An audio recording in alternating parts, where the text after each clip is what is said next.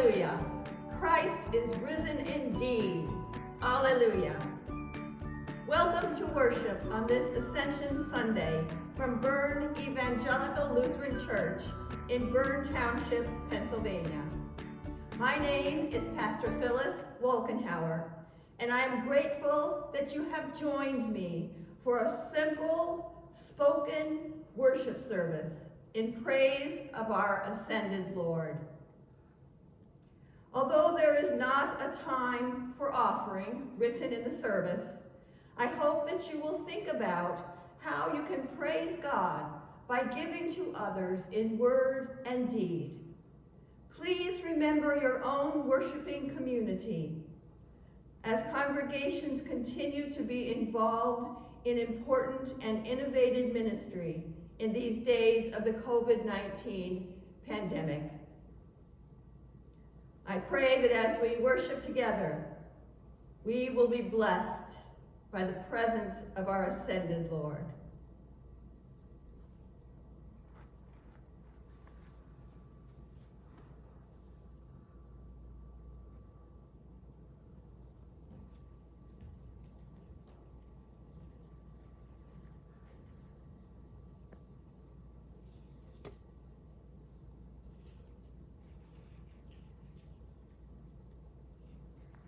Alleluia.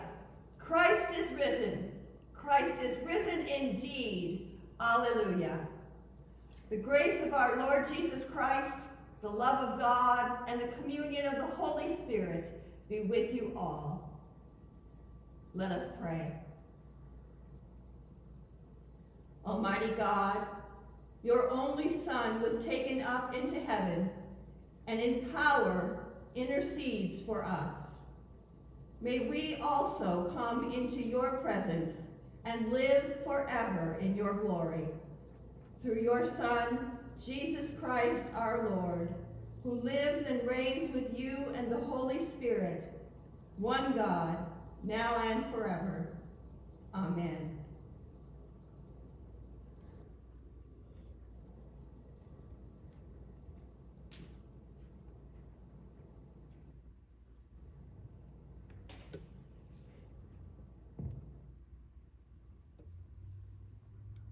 A reading from Acts. Luke writes, "In the first book, Theophilus, I wrote about all that Jesus did and taught from the beginning until the day when he was taken up to heaven, after giving instructions through the Holy Spirit to the apostles whom he had chosen. After his suffering, he presented himself alive to them by many convincing proofs, appearing to them during 40 days and speaking about the kingdom of God. While staying with them, he ordered them not to leave Jerusalem, but to wait there for the promise of the Father. This, he said, is what you have heard from me. For John baptized with water, but you will be baptized with the Holy Spirit not many days from now." So when they had come together, they asked him, "Lord, is this the time when you will restore the kingdom to Israel?" He replied, "It is not for you to know the times or the periods that the Father has set by his own authority, but you will receive power when the Holy Spirit has come upon you, and you will be my witnesses in Jerusalem and in all Judea and Samaria and to the ends of the earth." When he had said this, as they were watching, he was lifted up, and a cloud took him out of their sight. While he was going and they were gazing up toward heaven, suddenly 2 men in white robes stood by them. They said, "Men of Galilee, why do you stand looking up toward heaven? This Jesus who has been taken up from you into heaven will come in the same way as you saw him go into heaven." The word of the Lord.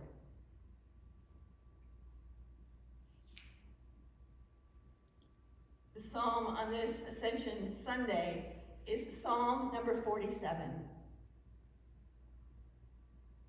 Clap your hands, all you peoples. Shout to God with loud songs of joy. For the Lord, the Most High, is awesome, a great king over all the earth. He subdued peoples under us and nations under our feet. He chose our heritage for us, the pride of Jacob, whom he loves. God has gone up with a shout, the Lord with the shout of a trumpet. Sing praises to God, sing praises to our King, sing praises. For God is the King of all the earth. Sing praises with a song. God is King over the nations. God sits on his holy throne.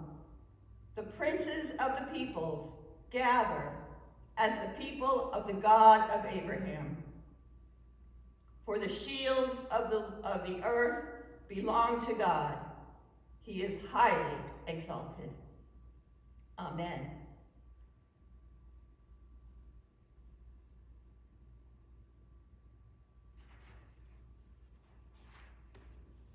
The second reading is a reading from Ephesians. I have heard of your faith in Jesus Christ and your love toward all the saints. And for this reason, I do not cease to give thanks for you, as I remember you in my prayers.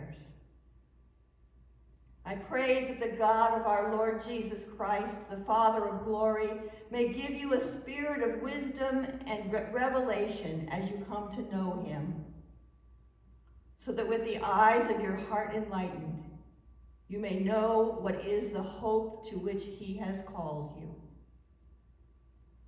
What are the riches of his glorious inheritance among the saints?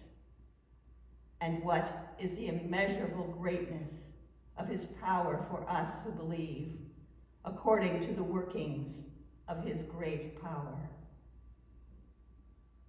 God put this power to work in Christ when he raised him from the dead and seated him at the right hand in heavenly places, far above all rule and authority and power and dominion, and above every name that is named, not only in this age, but also in the age to come.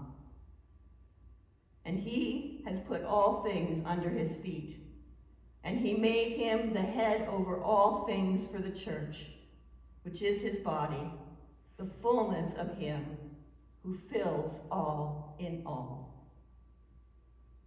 The word of the Lord. The Holy Gospel according to St. Luke, the 24th chapter.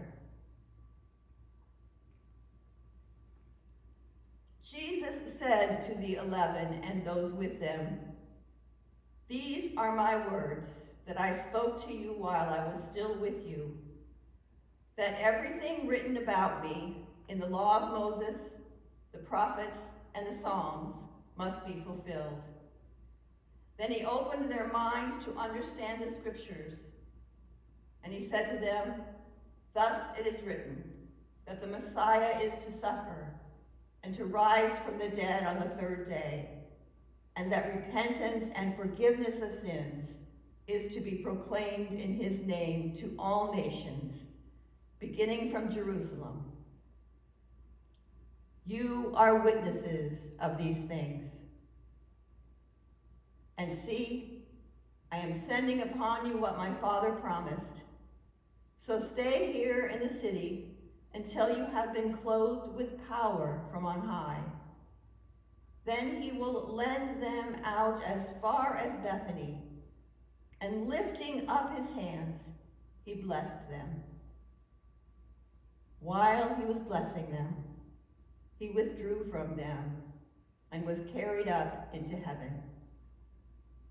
And they worshipped him and returned to Jerusalem with great joy.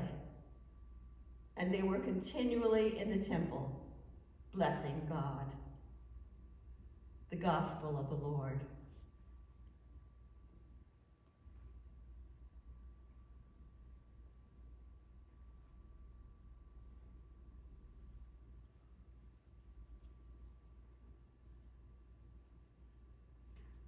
Please pray with me. Gracious Lord God, as the disciples blessed your name and praised you in the temple in Jerusalem, we gather together in our homes and wherever we may be to bless you and to praise your name. Fill our hearts with your love and empower us with the Holy Spirit. Now may the words of my mouth and the meditation of our hearts be acceptable in your sight, O Lord, our rock and our Redeemer. Amen.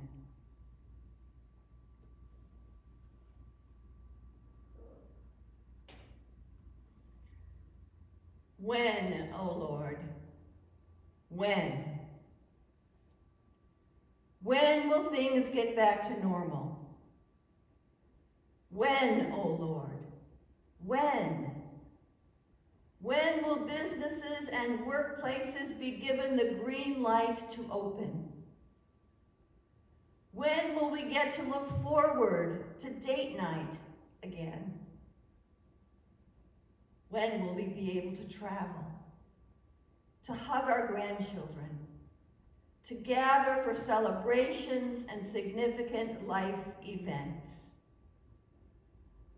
When will we be able to go to the grocery store without having to wear a mask, following tape arrows on the floor, and being greeted by empty shelves or signs that limit quantity? When, O Lord? When?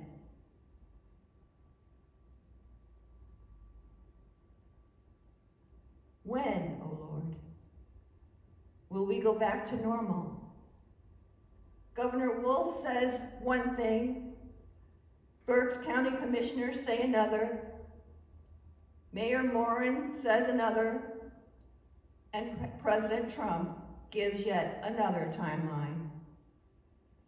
And everyone seems to change their minds as quickly as the decision is made.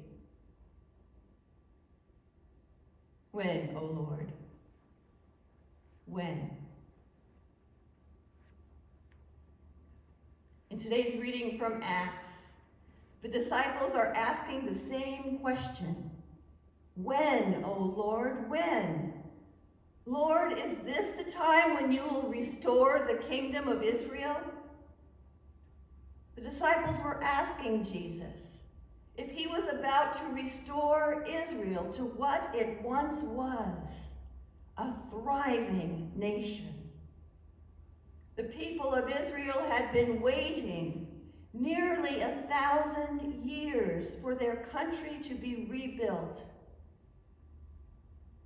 During that time, they had been promised that their government would be restored and they would enjoy a life under a powerful, good king, like the great King David. They expected their fame and power, their lifestyle, and their freedom would be reestablished. And so, with excitement, the disciples asked the risen Jesus, would the promise of a Messiah, a Savior, be fulfilled? Will it happen soon? Will it happen today? When, O Lord, when? When will we be returned to a great nation as we once were? When, O Lord? When? The disciples asked with anticipation. Jesus replied, but he skirted their question. It is not for you to know the times or the periods that the Father has set by his own authority. It is not for the disciples to know when the kingdom of Israel would be restored. It would happen in God's time. And until then, they would be receiving the Holy Spirit. The Holy Spirit would give them the power to share Jesus' love with their community, their region, and to the ends of the earth. Jesus assured them that the gift of God would come soon. Their lives would be changed. Jesus was handing his ministry over to the disciples like a relay runner handing the baton to her teammate. The disciples would be witnesses of Jesus' life, death, and resurrection. And they would be given the power to continue his ministry, to preach, to pray, to forgive, to heal, to love. All in Jesus' name. When, O Lord, when? Soon, Jesus said. Very soon.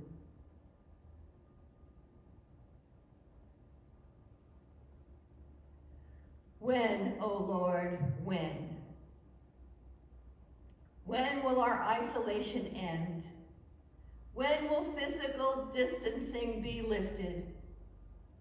When will our lives be back to normal? Today we are reminded of Jesus' answer to the disciples when they asked Jesus about timing. It is not for us to know. We truly have no idea when this pandemic will be over. But while we wait, we can roll up our sleeves and do the best we can to be faithful witnesses, faithful children of God. We can plant when the time is right, taking care of creation the best we can. We can use our skills to make masks to give to others. Pick up the phone, deliver groceries, write a letter, worship in our homes with great joy, and do whatever we can that will spread the love of Jesus. When, O Lord, when?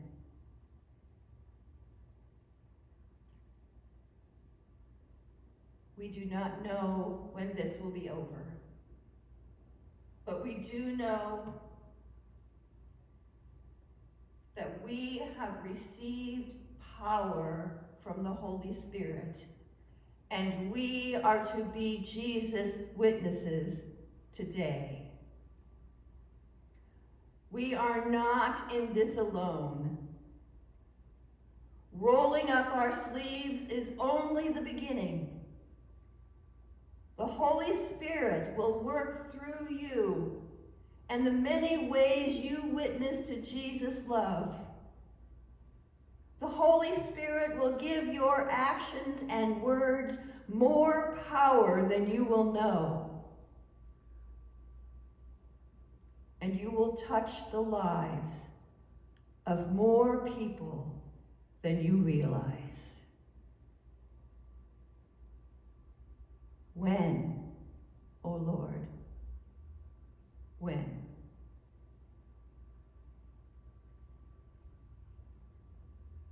When, O Lord? That is not for us to know. But in the meantime, know that you have been filled with the Holy Spirit, and called to witness to Jesus' love for the world, today and always. When, Lord? When? One day, the pandemic will end. We don't know when, nor do we know how our lives will change. But we do know that God's faithfulness lasts forever, and our Lord will see us through. When, O Lord? When? Now, Jesus assures us. God's Spirit is with you now.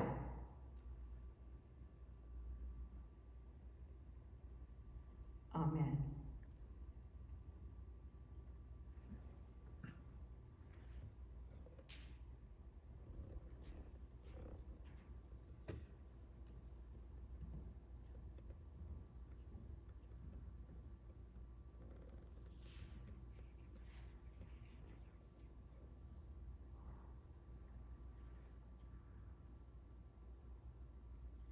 With the whole church, let us confess our faith in the words of the Apostles' Creed. I believe in God the Father Almighty, creator of heaven and earth. I believe in Jesus Christ, his only Son, our Lord. He was conceived by the power of the Holy Spirit and born of the Virgin Mary. He suffered under Pontius Pilate, was crucified, died, and was buried. He descended into hell. On the third day he rose again. He ascended into heaven and is seated at the right hand of the Father. He will come again to judge the living and the dead.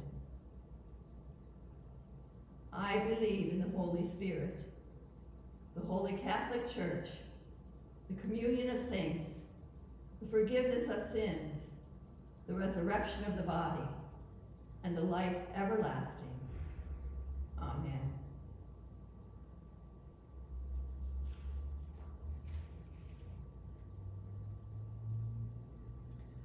For our prayer this morning, we will be using a liturgy for the coronavirus crisis that was written by Kelly Alseth in collaboration with John Ball.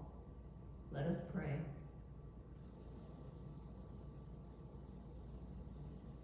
Our Heavenly Father, Son, and Holy Spirit, we worship you as the creator and redeemer of all things. Thank you, Father, for your loving care for all of creation. Thank you, Jesus, for entering our world and taking on our flesh. Thank you, Holy Spirit, for giving all creatures breath and helping us flourish. We pray for those who are sick and for their caretakers. Heal them fully and quickly. Protect from shame and blame and the feeling that this is their fault. Hold them with your love and grace. We pray for the vulnerable. Protect them from sickness and fear. Remind us that every human life is precious to you. Provide for those who suffer economically and whose livelihood is at stake. We pray for those in authority, for every medical professional, strategic leader, and government official. Give them wisdom and discernment. Warm their hearts and clear their minds. Help them listen to your voice above all others. We confess our idols, O God. In this crisis, expose the false gods we trust. We acknowledge that we have hope in many things rather than you. Help us place our trust where it belongs, in you. We need your mercy, O Lord. Forgive us for our love of knowledge, money, and control. Forgive us for valuing productivity more than people. Forgive us for our racism and lack of attention to the poor. Comfort us, O God, when we feel disoriented and when our plans change. Comfort us when our dreams are derailed. No disappointment is too small for your attention. Help us breathe, O God. We let go of responsibilities that we were not made to carry. We let go of the need to predict our future. We let go of the fear of the unknown. Revive us, O God. Revive us with rest and the ability to slow down. Revive us with creative ministry and new opportunities. Revive us with eyes to see and ears to listen. Draw us into deeper dependence on you. We trust you to be our good doctor and compassionate caretaker. We trust you to strengthen us and to provide. We trust you because you are completely trustworthy. Amen. Our Father, who art in heaven, hallowed be thy name. Thy kingdom come, thy will be done, on earth as it is in heaven. Give us this day our daily bread, and forgive us our trespasses, as we forgive those who trespass against us. And lead us not into temptation, but deliver us from evil. For thine is the kingdom, and the power, and the glory, forever and ever. Amen.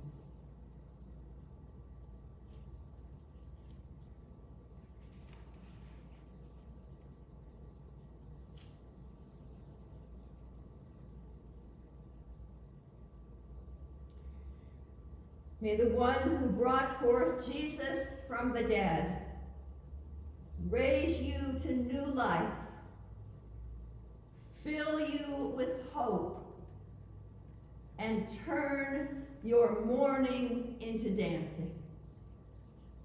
Almighty God, Father, Son, and Holy Spirit, bless you now and forever.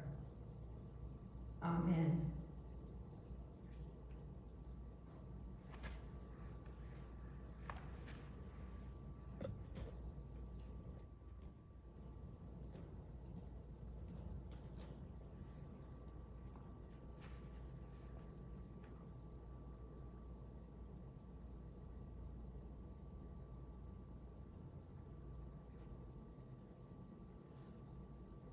Christ is risen, just as he said.